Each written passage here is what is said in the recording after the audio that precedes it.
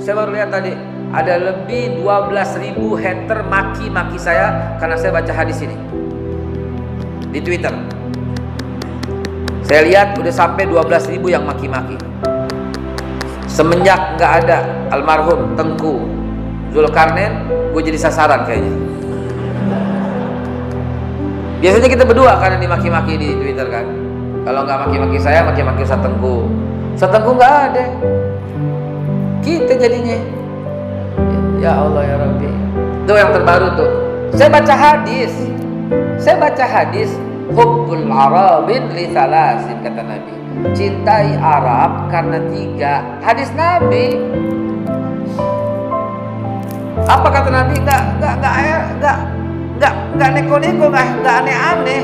Hubbul Arabin li thalasin li anni Arabi. Karena aku orang Arab, kata Rasulullah. Wal Quran Arabi. Dan Quran itu bahasa Arab. Memang bahasa apaan? Sanskerta. Memang bahasa apaan? Bahasa Cina. Wal Quran Arabi. Quran itu bahasa Arab. Dan yang terakhir ini nih, yang saya dimaki-maki sama netizen. Wal kalamul ahlil jannah Arabi. Dan bahasa ahli surga di surga adalah bahasa Arab. Dibilang gini, tahu dari mana tuh? Yes.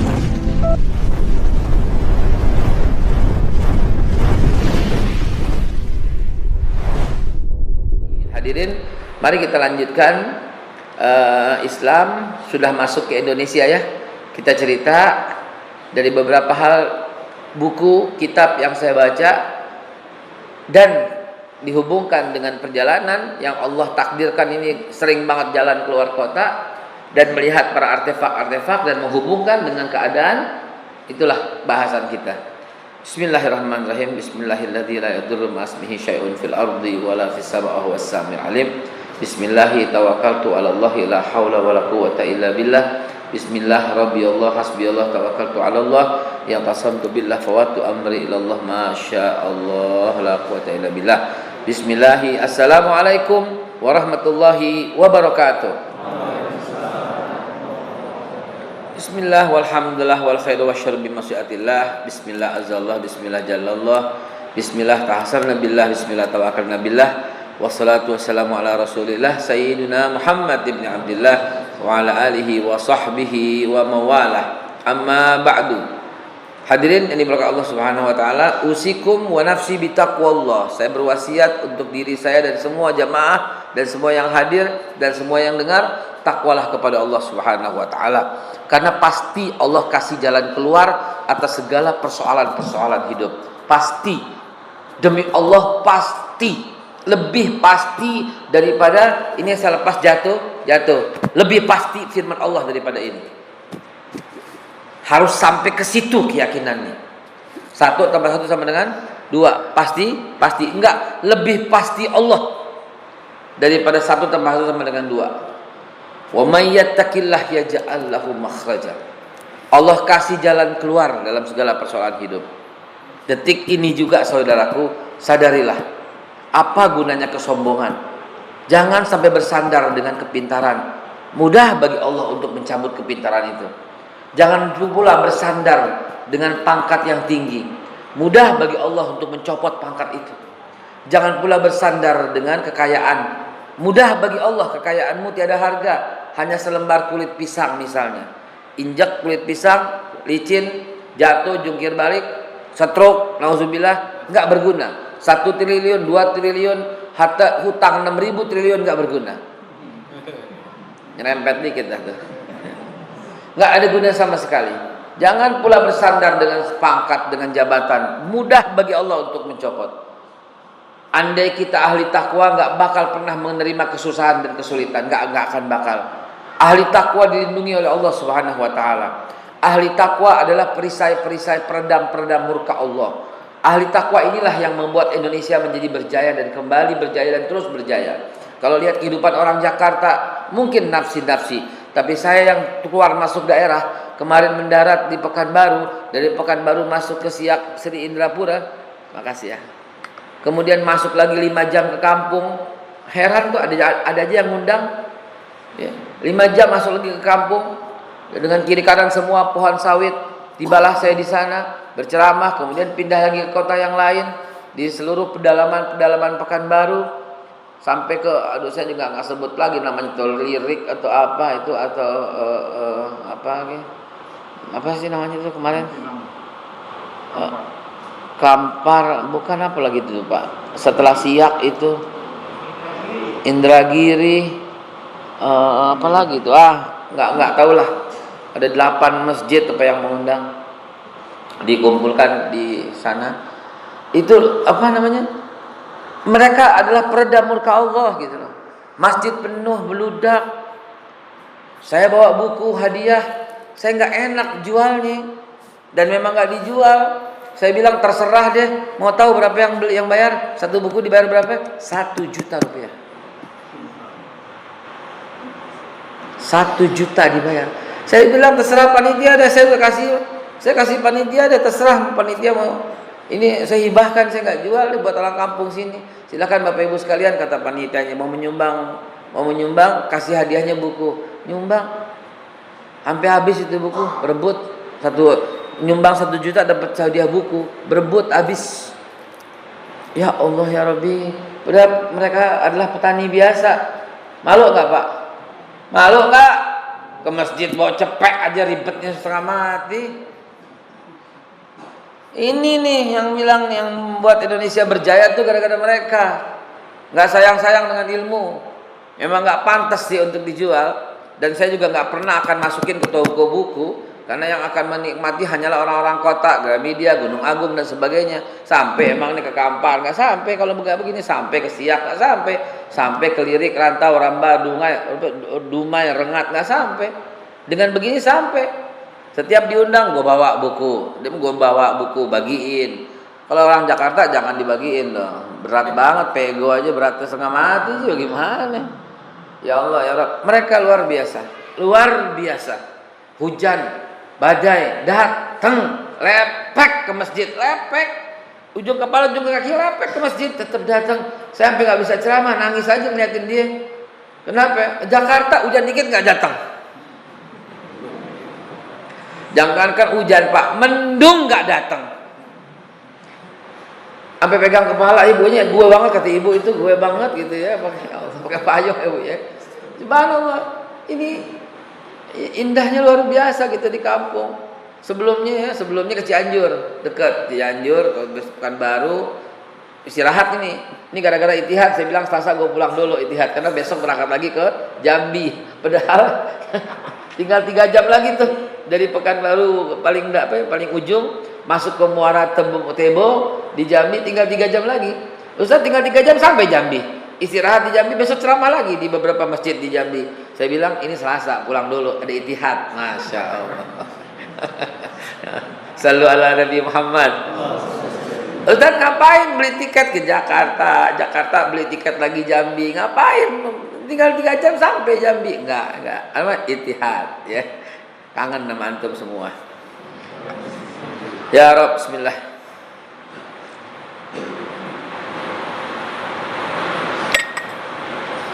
Hadirin dimuliakan Allah Subhanahu wa taala.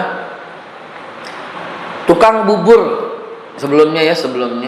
Tukang bubur yang saya datangi itu, dia hanya menjual satu mangkok itu hanya 10.000 rupiah. Buburnya enak, pakai daun bawang, daun seledri, pakai bawang goreng, pakai kacang kedelai, nggak pakai cakwe itu dia, pakai kerupuk, dan uniknya ada tempe goreng. Saya ambil makan bubur pakai tempe goreng, nikmatnya luar biasa.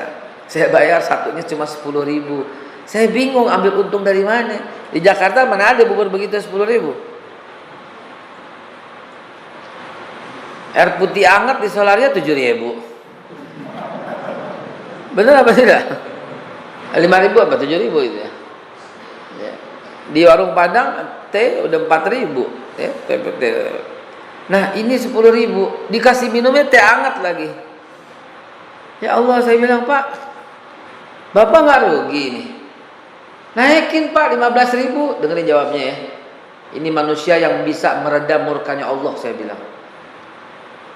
Dengerin jawabannya. Pak nggak rugi Pak, naikin 15.000, nih saya bayar 50 deh, berdua deh. Jangan Pak. Kenapa? Kalau saya naikin, banyak orang yang nggak mampu beli, nggak bisa makan Pak. Allahu Akbar. Andai kata orang DPR kayak begitu semua, makmur nggak kita? Bandingin orang DPR. Ya Allah ya Rabb. Sampai kayak begitu dia bilang. Jangan Pak, jangan Ustaz. Kalau saya naikin, ntar mereka makan apa? Jadi di otak itu masih mikirin mereka makan apa gitu. Ini yang bisnis PCR yang sebenarnya 300 udah untung, kemudian dijual 400, dijual 500, dijual 600. Itu kira-kira matinya bagaimana ntar begitu kira-kira? Hah? Matinya gimana kira-kira itu? Yang pasti merem sih dia ya. Belum tentu juga melotot barangkali bisa. Ya, Allahu Akbar. Kok tega banget gitu loh. Tukang bubur di Cianjur 10.000 kita bilang 15.000 nggak mau. Tuh di Pasar Induk deh, nggak jauh-jauh di belakang rumah saya Pasar Induk. Cari deh, cari nasi pecel Bugendut. Ente duduk di situ tuh, blok Bugendut dia gelar itu, war dagangannya digelar.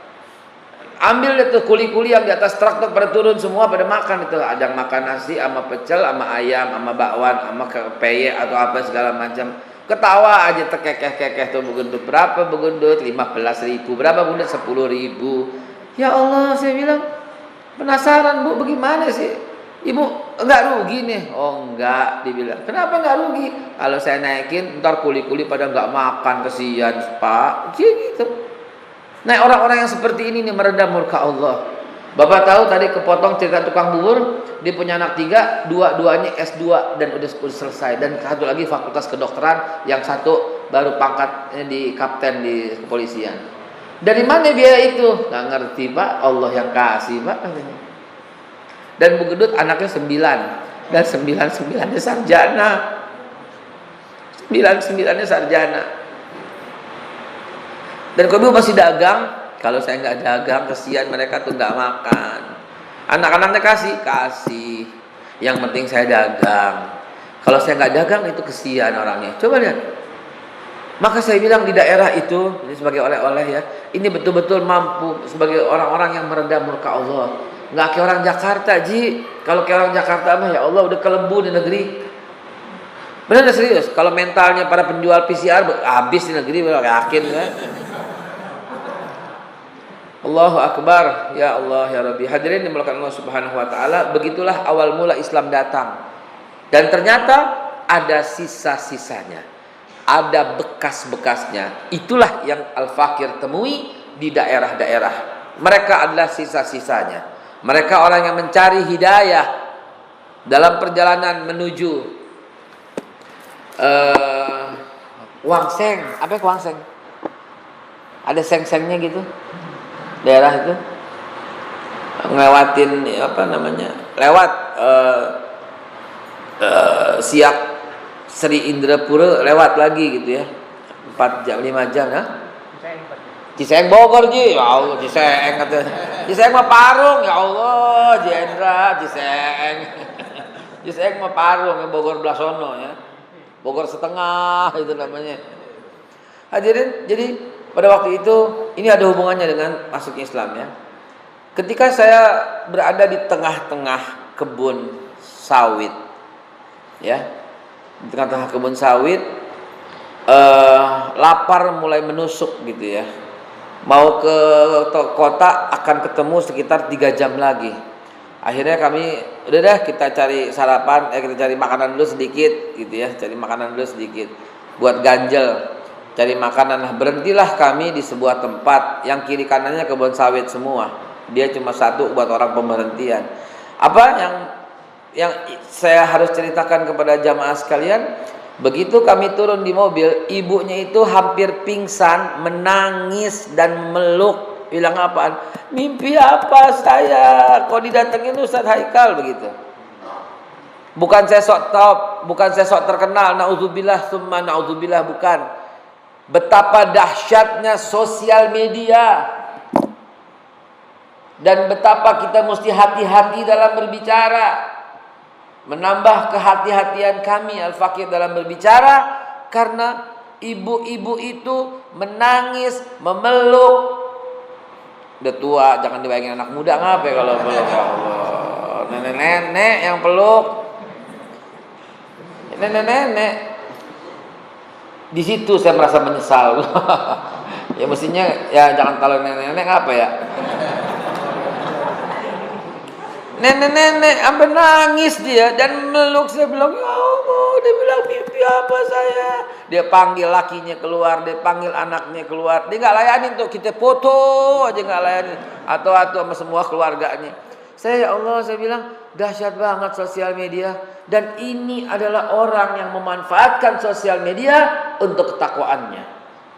Ini orang yang mencari hidayah. Bisa aja dia cari tiktokan, bisa aja dia joget-joget. Tapi yang dia cari, kalau umpamanya saya, ya pasti ketemu yang lain. Karena TikTok dibuat sebagaimana algoritma, YouTube dibuat sedemikian algoritma. Ya, kalau antum sekali aja buka penceramah, maka otomatis dia akan bukakan penceramah. Kalau antum lihat orang-orang yang nggak pakai baju, maka berikutnya dia akan sajikan orang-orang yang nggak pakai baju. Dan inilah cerita Buya Hamka dengan seorang anak muda yang berkata, Buya, saya kok ke Mekah ada pelacurannya. Apa jawaban Buya Hamka? Luar biasa, kata Buya Hamka. Orang hanya menemukan apa yang dia cari. Karena saya ke London, ke Inggris, kata Buya, saya hanya menemukan tempat pesantren, tempat masjid dan perpustakaan-perpustakaan Islam. Memang orang hanya menemukan apa yang dia cari. Lalat pasti nyarinya bangkai dan tawon pasti nyarinya bunga. Nyesel lo cerita sama Buya Hamka akhirnya kan. Sallu ala Nabi Muhammad. Hadirin, orang-orang seperti inilah yang mencari hidayah. Pun demikian pula banyaknya orang yang mencari hidayah. Sekarang tempat peninggalan Islam yang pertama kali dikelilingi oleh bukan Islam. Sibolga namanya. Daerah Barus adalah awal mula Islam tiba di Nusantara. Ini kesini dan seterusnya kita nggak cerita lagi masa lalu, kita cerita khusus Nusantara. Mungkin setahun, ya Pak. Selama setahun kita cerita Ibrahim, Ismail, Ishak. Selama setahun berikutnya kita cerita soal Turki, soal Bani Umayyah, Syiah, Bani Abbasiyah. Selama setahun berikutnya kita cerita seterusnya penemu-penemu. Dan hari ini sampai setahun ke depan kita cerita soal Indonesia saja. Ya. Awal mula masuk ke Indonesia melalui daerah Aceh dan berhentinya di Sibolga, akhirnya membuat lingkungan yang sekarang itu bukan Islam. Namun artefak tak bisa dihilangkan, tak bisa dipungkiri, tiba di sana sampai tahun 635 selesai. Artefak yang kedua, Islam masuk melalui keluarga Muawiyah yang tiba di Jepara, kalau sekarang kerajaannya Holing kalau kata Cheng Ho, Kalingga kalau kata kita, yang membuat tetap aja tidak bersemarak, tidak menyebar ke seluruh pelosok. Kedatangan yang ketiga tahun 711, tadi 635, 646, terus 711. Kedatangan yang ketiga 711 yang masuk ke Palembang Jambi, dulu jadi satu, ya. Ternyata tidak juga mengembang secara luas. Ada apa? Bukan salah bunda mengandung, bukan salah orang yang mendakwah, tapi masyarakatnya nggak respon, gitu, nggak respon. Ketidakresponan ini berlanjut terus selama hampir 1000 tahun. Baru berkembang luar biasanya ketika ada perpecahan antara kerajaan Majapahit, perang saudara yang disebut dengan Paregreg. Ya, di sana mulai ada perpecahan, dan saat perpecahan itu datanglah ulama-ulama yang luar biasa yang menyiarkan Islam ke Indonesia. Dan memang mereka dari keturunan Rasulullah. Ada yang bilang keturunan Cina. Kita doain semoga kembali ke jalan yang benar. Masa Maulana Malik Ibrahim keturunan Cina, yang benar aja, ya. Nah, dengan adanya perang Paregreg, dengan adanya perang saudara yang berkepanjangan selama 7 tahun, ya bukan perangnya tapi suasananya terus, yang membuat semua rontok. Dan ternyata kalau Bapak Ibu membaca dengan detail apa yang dilakukan oleh Maulana Malik Ibrahim, yang pertama kali bukan menyiarkan agama Islam, tapi dia dikenal sebagai tokoh yang membangun irigasi, yang mengairi sawah-sawah kembali yang tadinya kering, kerontang dan kelaparan. Coba, andai kata tuh kita bisa mengambil pelajaran yang sangat berharga di sana. Pengusaha-pengusaha muslim ketika musim lagi COVID ini, ya, corona ini, pengusaha-pengusaha muslim langsung PCR gratis di tempat kami. Keren nggak? Keren nggak? Besokannya ditangkap, rugi orang.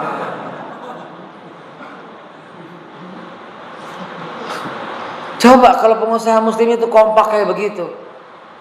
Subhanallah. Ya, saya kepengen begitu. Ternyata saya cuma bisa swab gratis. Swab gratis di tempat saya, meludak. Buka lagi, swab gratis, meludak. Buka lagi, udahan. Kenapa udahan, Ustaz? Ntar kita cerita secara offline. Iya. Hadirin oleh Allah Subhanahu wa taala, masuknya Islam ke Indonesia dengan damai, dengan sejuk, dengan mengadopsi budaya lokal, membuat Islam itu betul-betul diterima dengan sejuk dan betul-betul menerapkan apa yang Nabi Muhammad sampaikan. Silakan Pak, kita mau lihat lebih hebat mana orang Tebet yang konon katanya kaya raya, rumahnya bagus-bagus, dengan para petani sawit. Gue mau lihat.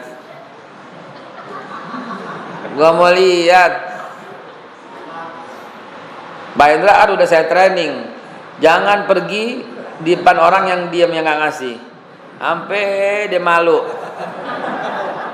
sampai dia colek temennya, pinjam duit, cepetan pinjam, gue nggak bawa duit. Hadirin mulakan Allah Subhanahu Wa Taala, pelit ya, nggak mau menyumbang juga salah satu yang membuat umat Islam hancur lebur berantakan. Bapak tenang, sabar. Ntar saya cerita masuknya ke Nusantara. Bukan Indonesia, maaf ya, saya relak Nusantara. Jadi saya cerita bukan cuma negara Indonesia ya, Nusantara luas saya cerita. Ntar minggu depan, kenapa Tamasek hilang? Singapura dulu Tamasek Pak namanya. Kerajaan Islam Tamasek. Rajanya namanya Abdullah. Ya, 1555. Gampang hafalnya, 1555 Tamasek. Bahasa resmi Tamasek bahasa Arab. Uangnya masih ada tuh Pak Fadlizon masih punya tuh, dapat uangnya bertuliskan la ilaha illallah Muhammadur Rasulullah. Coba.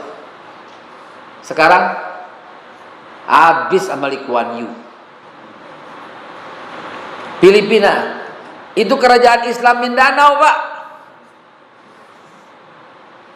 Ya. Burhanuddin itu kerajaan Islam Mindanao, jadinya Filipina. Gara-gara pelit masuk Raja Philips, dibunuh habis umat Islam yang ada di sana. Tinggal Moro sisanya. Kerajaan Islam Pattaya, Narasiwa, ada sisanya? Nggak ada, ada cuma Thailand. Dan Al-Fakir alhamdulillah sempat mengunjungi saudara kami yang ada di Patani. Saya lihat kehidupannya, susahnya setengah mati, lebih makmur banci kaleng di Thailand.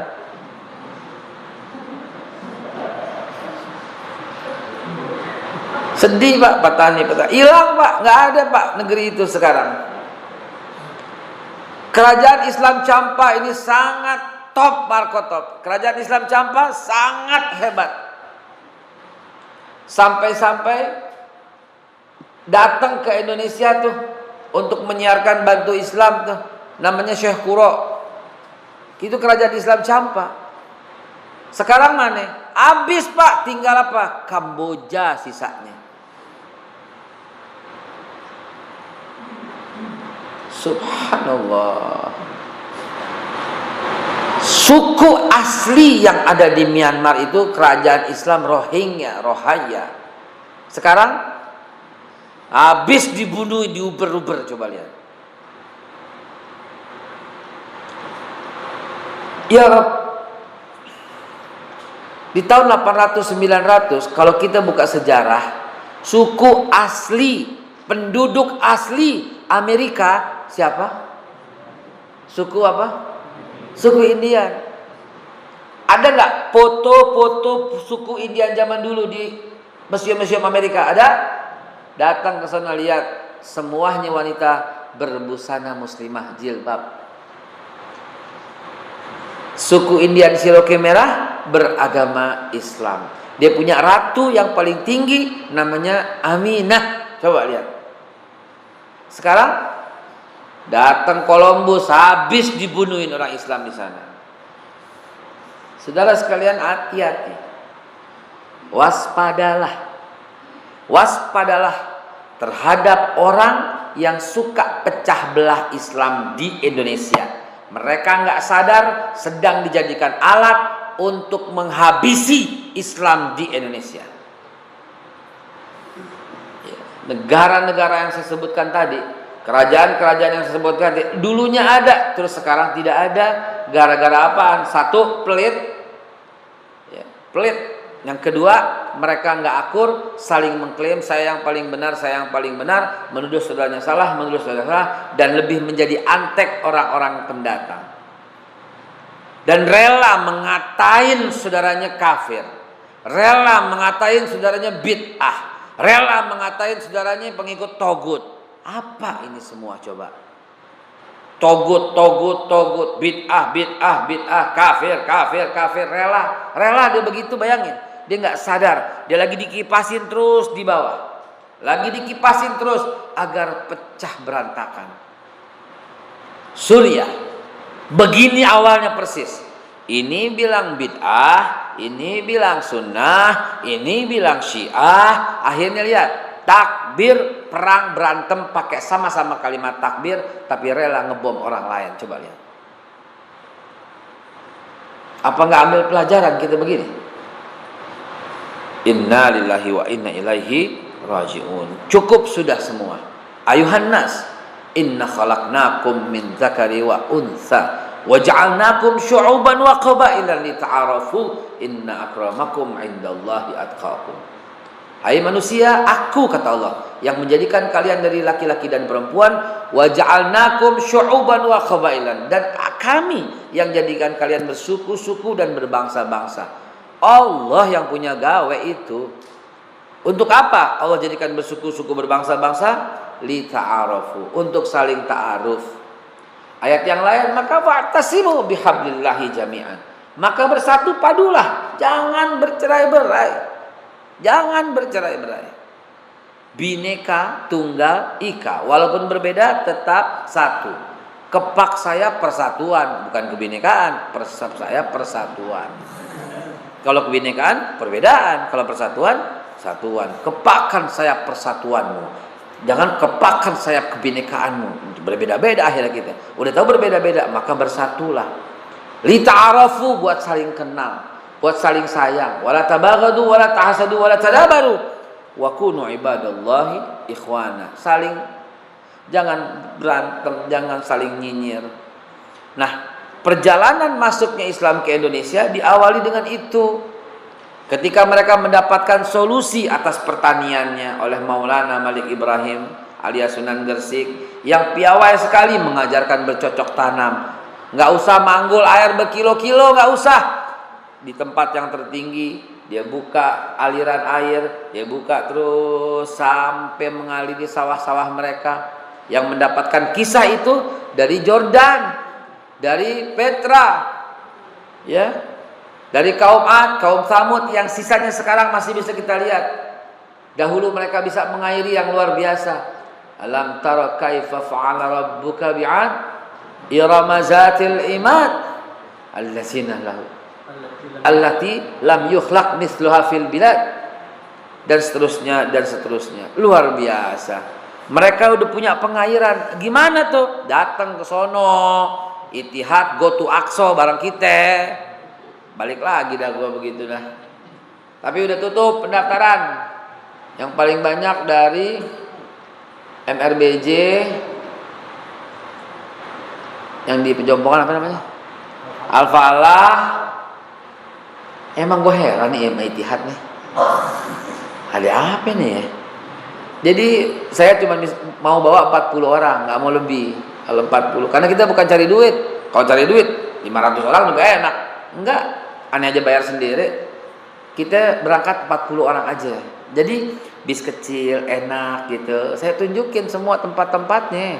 Nih kaum Ad dulunya nih. Kenapa dia jago pengairan? Nih lihat nih, masih ada bekasnya. Kemanapun air setetes pasti ngumpulnya ke tempat itu. Nanti kita ke tempat itunya naik keledai atau naik unta atau naik kuda, karena nggak boleh masuk kendaraan buat pendapatan lokal. Enak ya, presidennya melindungi ya orangnya. Enak ya, enak gak? Oh enak banget. Ya nggak boleh orang lain masuk, nggak boleh. Harus penduduk lokal yang usaha gitu ya. Luar biasa tuh Jordan. Makanya satu GD Jordan dinar, satu Jordan itu harus dibayar dengan 1,4 US dollar. Tinggian Jordan. Habis cinta sama rakyatnya, ngebangun rakyatnya. Jadi kalau kita punya duit 70 Jordan baru dapat 100 dolar. Punya 100 dolar tukar Jordan cuma dapat 70. Saking tingginya tuh mata uang. Apalagi duit kita sama Jordan, waduh jauh. Padahal Jordan tidak punya minyak, dan 1 tahun rata-rata hujan cuma 3 hari. Setahun rata-rata cuma 3 hari. Minyak kagak ada dari ujung ke ujung. Bagaimana dia bisa bertani? Nenek moyangnya jago pertanian. Kita lihat ke sana, kita datang ke Jordan dong, ya. Kalau ke Guangzhou ya nggak ada apa-apa.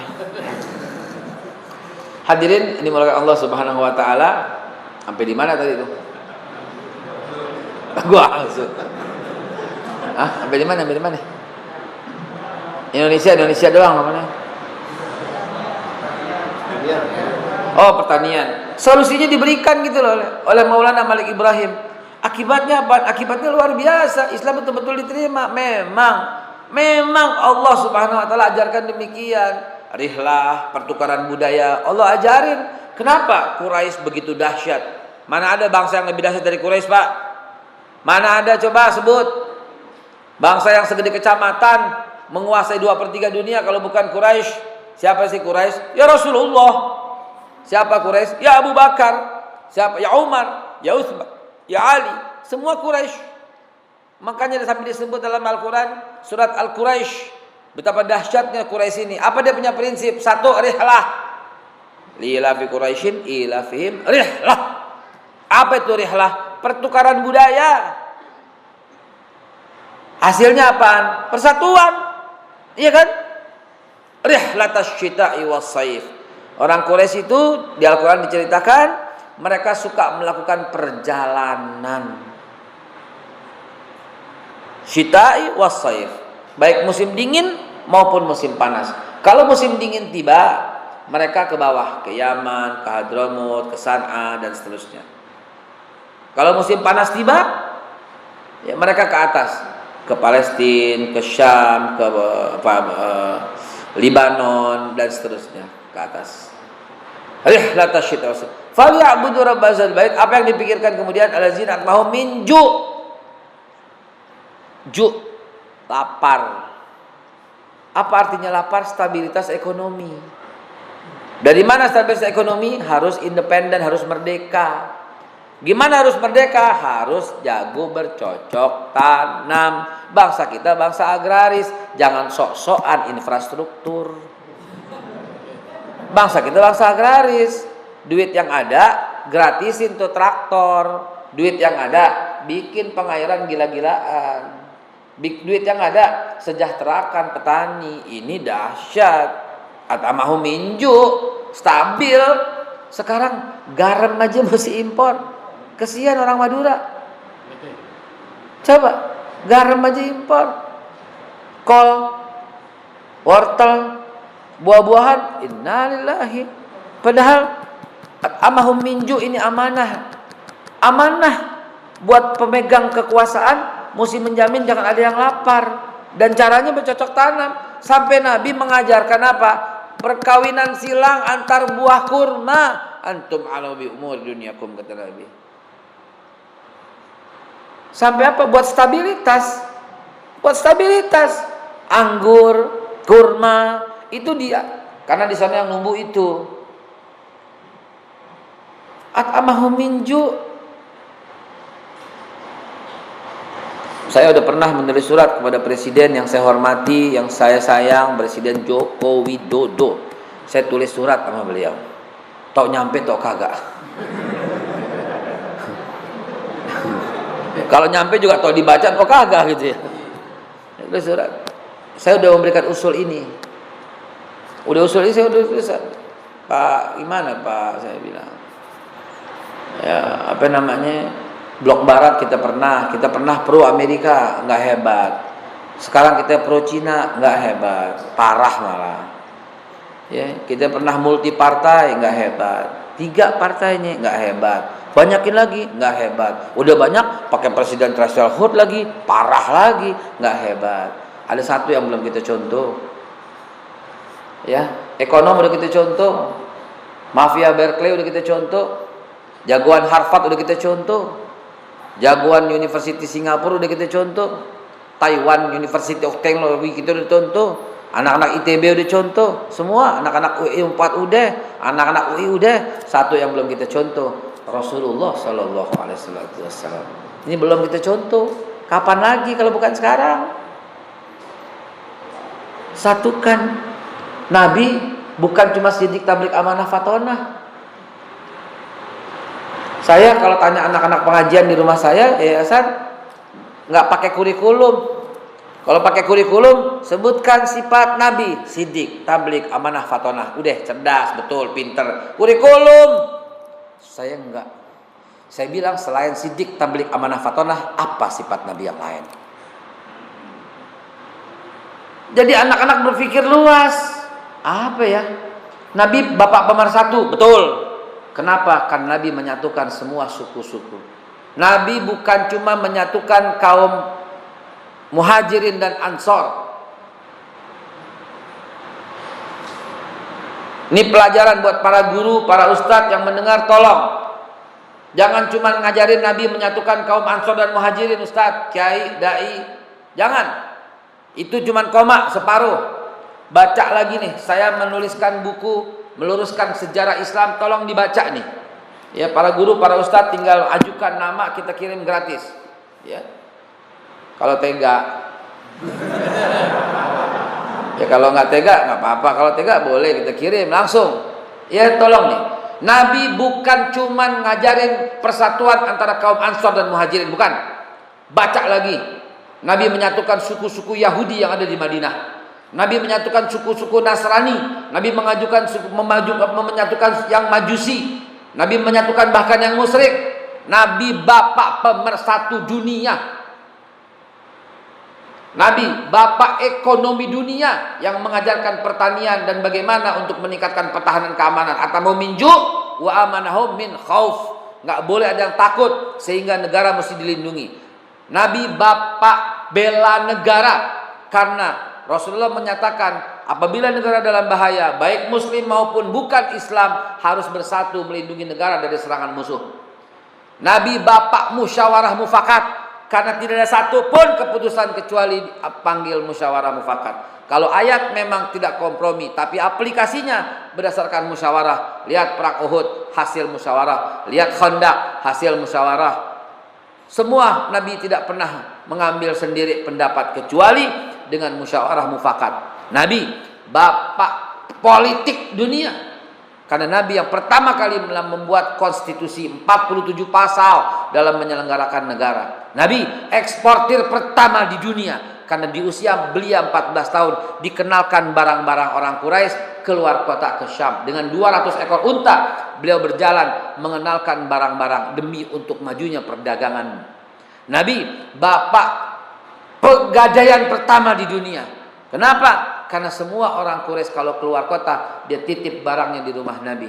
Tuh Nabi. Nabi pelindung wanita yang utama. Kenapa? Karena Nabi mengisyaratkan wanita harus dimuliakan, nggak boleh disuruh-suruh. Karena Nabi nggak pernah menyuruh istri kecuali dia bantu untuk makannya. Nabi pelindung minoritas dunia. Kenapa? Karena ketika beliau menjadi mayoritas di Madinah, beliau berkata, barang siapa mengganggu mereka, non muslim ya, barang siapa mengganggu mereka sama dengan menggangguku. Nabi pelindung minoritas. Kenapa? Karena Nabi mengatakan barang siapa yang menyakiti zimmi, yaitu mereka orang non muslim, itu berhadapan dengan aku di hari kiamat. Nabi bapak kebebasan dunia. Kenapa? Karena Nabi tidak boleh memaksa orang untuk ikut agama tertentu. Nabi menyampaikan firman Allah, la ikraha fid din. Nabi bapak toleransi dunia. Kenapa? Karena Nabi melarang kita mengganggu orang dalam beribadah. Lakum dinukum waliyadin. Begitu ngajarin anak-anak. Bukan cuma sidik, tablik, amanah, fatonah. Ini kalau diterusin tentang Nabi nggak kelar sampai jam 9 malam. Saya udah buat 99 sifat Nabi, ntar di buku jilid 3. Ini jilid 2. Ya. Nabi emang betul sidik, benar, betul amanah, menyampaikan, betul tablik, menyampaikan amanah terpercaya, betul fatonah, cerdas. Tapi bukan cuma itu.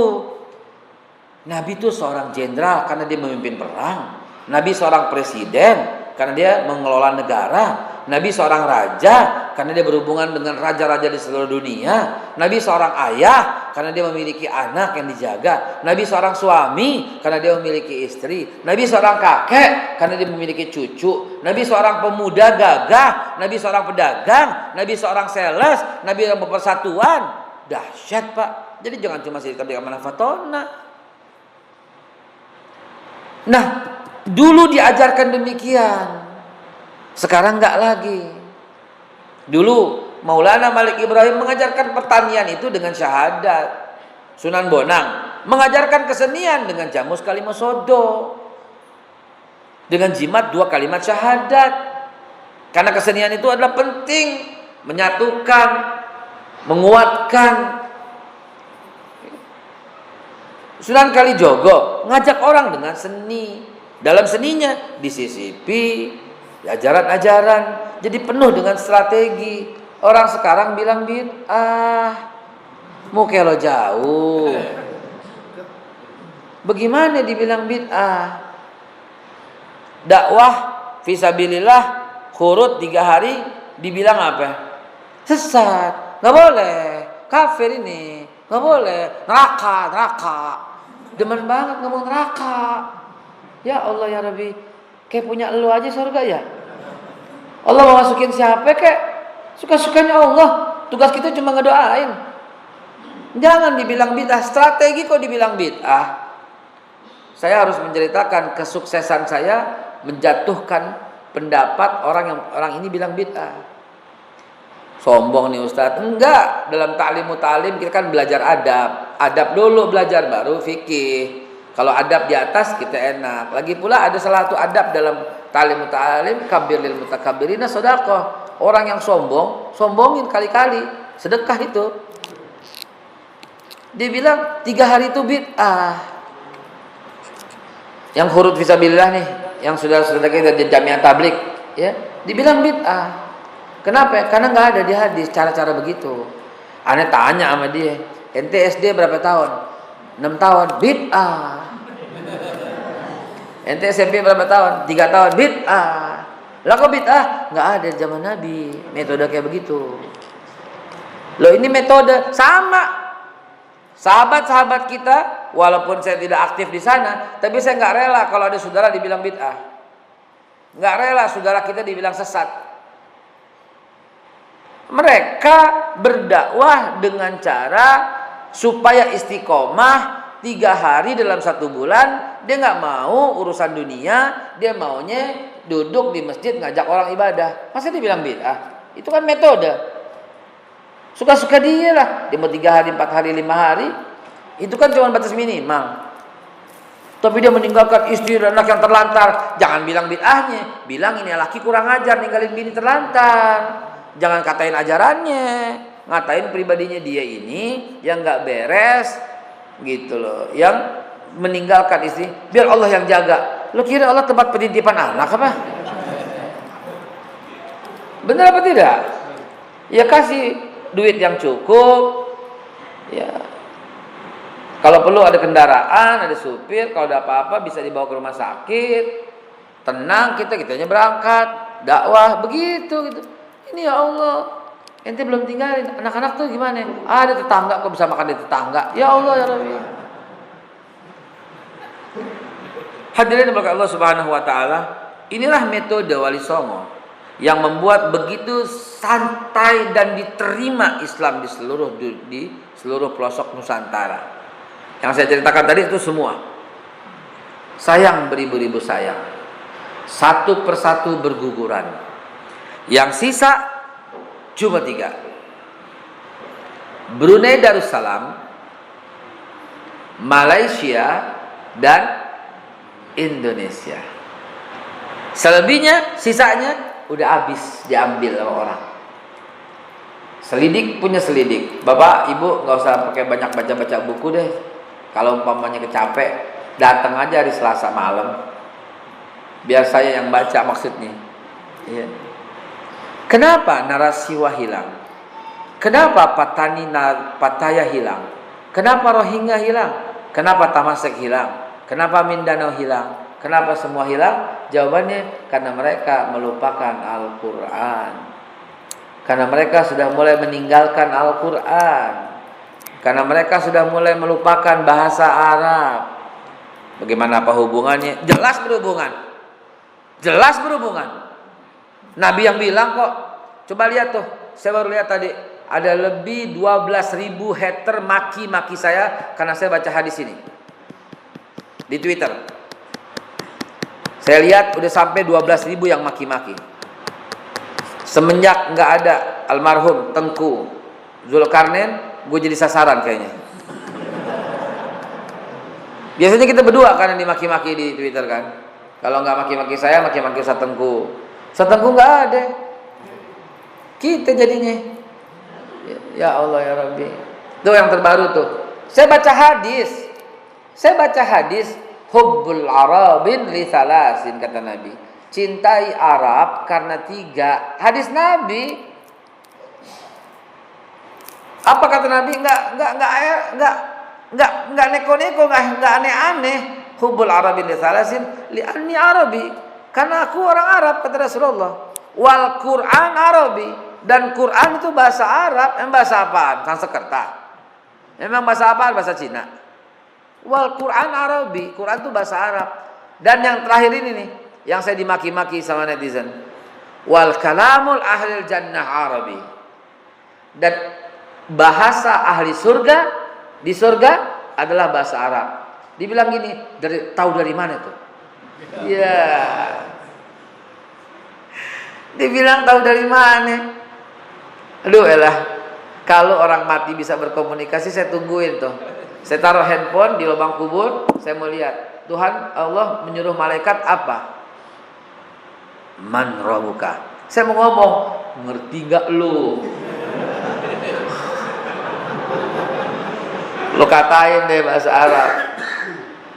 Itu malaikat mungkar nakir nanyanya man rabbuka. Emang ditanya, what is your God? Who is your God? What is your religion? Enggak, Pak. Orang-orang yang ya Allah ya Rabb, yang apa ya, yang salah kaprah dalam kehidupan ini. Nggak enak ngomongnya, takutnya disangka kontroversi lah begitu ya. Ya astagfirullahaladzim. Ya ikutin aja Pak. Quran ya Allah ya Rabbi. Surat Yusuf ayat 2 apa bunyinya? Surat Yusuf ayat 2. Laqad anzalna Qur'anan Arabiyyan la'allakum taqilun. Depannya apa? Depannya betul. Surat Yusuf. Sesungguhnya kami menurunkan Al-Qur'an dalam bahasa Arab agar lu mikir, begitu kan? Coba baca artinya.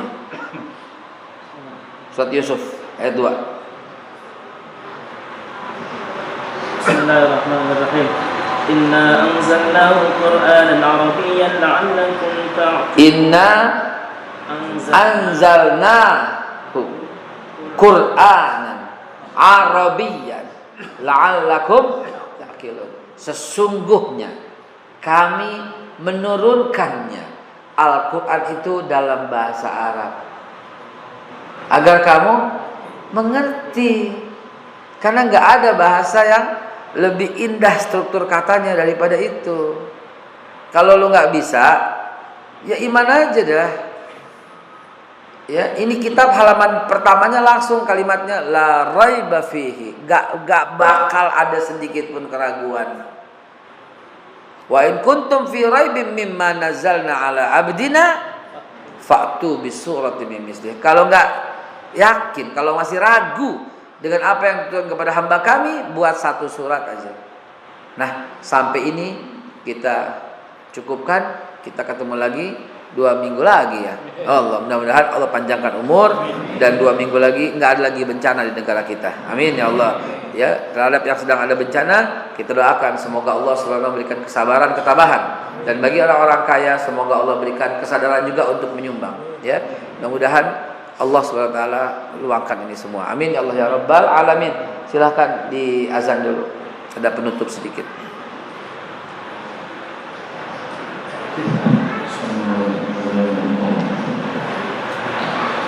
Allahu Akbar, Allahu Akbar, Allahu Akbar.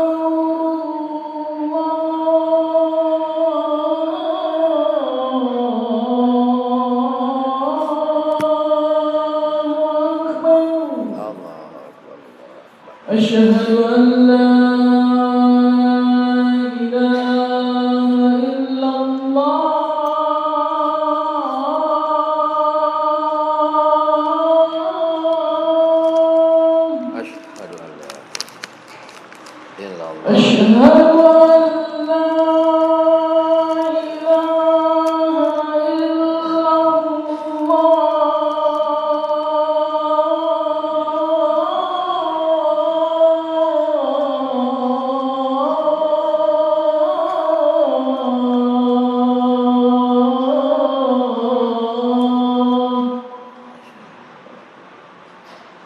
أشهد أن محمدا رسول الله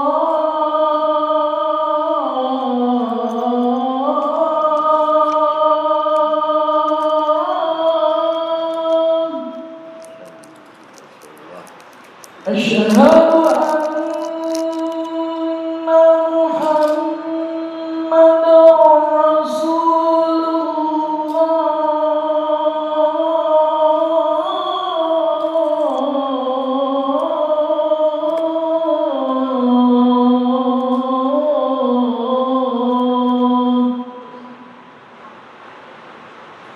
حي على الصلاة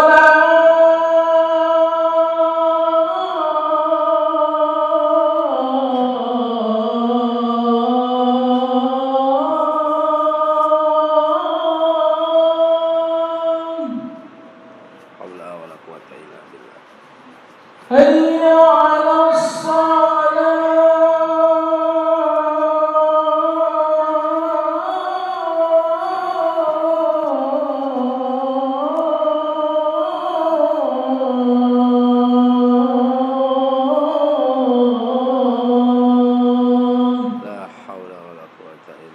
حي على الفلاح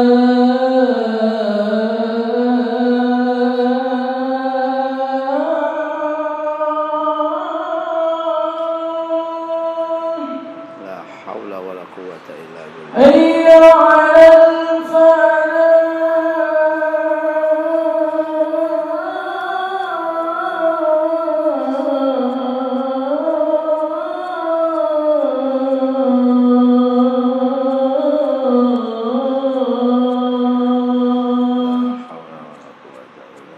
الله أكبر لا إله إلا الله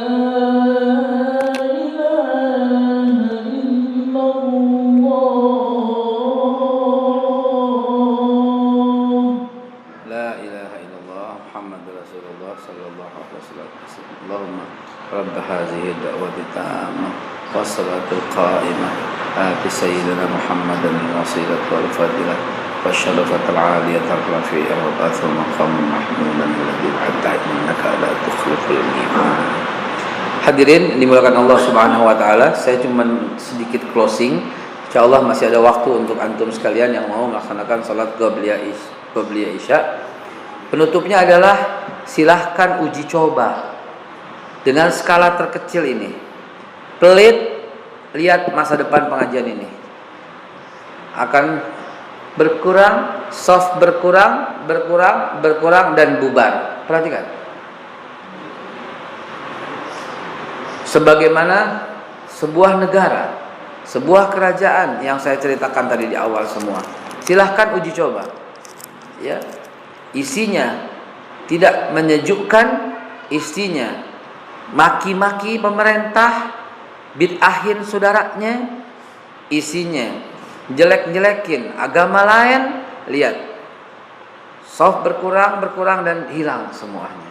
Karena itu pesan kami Al-Fakir adalah wa'tasimu bihablillahi jami'an. Jangan berpecah belah, pegang teguh. Ini talinya Allah, pegang semua. NU, Muhammadiyah, Al-Irsyad, Madul Anwar, ya, semua pegang semua rame-rame. Insya Allah kita semua menuju ke surganya Allah. Cuma ada yang naik Avanza, ada yang naik sejenisnya apa?